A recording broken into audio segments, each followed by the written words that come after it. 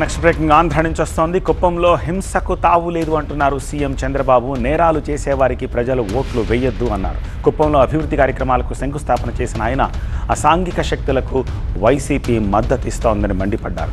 గతంలో బ్రాండ్ ఏపీని వైసీపీ దెబ్బతీసిందని ఆరోపించారు.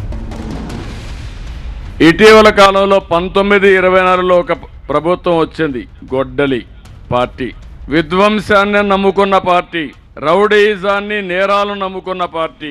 ఎవరైనా కానీ వాళ్ళ పార్టీకి ఓటు ఏమన్నా లేకుంటే వాళ్ళ పార్టీ పట్ల సుముఖంగా లేకపోతే వాళ్ళ మీద కక్ష కట్టి నువ్వు వస్తావా లేదా అనడం, లేకపోతే మీ భూమి నాకు ఇచ్చేయమనడం, తక్కువ ధరకు అమ్మనడం, ఇలాంటి విన్యాసాలు చేశారు. గంజాయి బ్యాచ్ తయారైంది, స్మగ్లర్లు తయారయ్యారు. కడాన నాలాంటి వాడిని నిలదీసే పరిస్థితి కానీ దాడి చేసే పరిస్థితికి వచ్చారు ఇక్కడ. అందుకే నేను మిమ్మల్ని అందరినీ కోరుతున్నాను, కుప్పంలో హింసకు తావు లేదు, రౌడీజానికి తావు లేదు.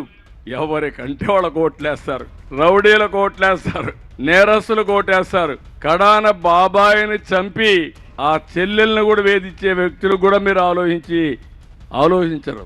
ఏ ఊర్లో అయినా చూడండి, ఆ ఊర్లో ఎవరైతే గంజాయి ఉంటాడో, గంజాయి బ్యాచ్ ఉంటుందో వాళ్ళు పిలిపించుకుంటారు.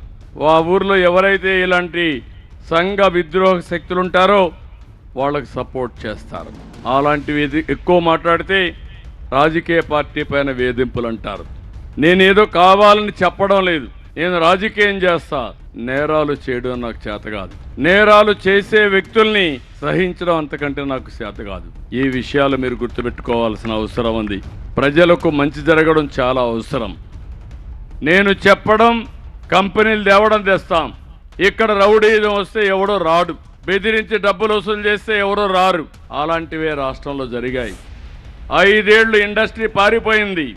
ఆంధ్రప్రదేశ్ బ్రాండ్ అంతా చెడగొట్టారు.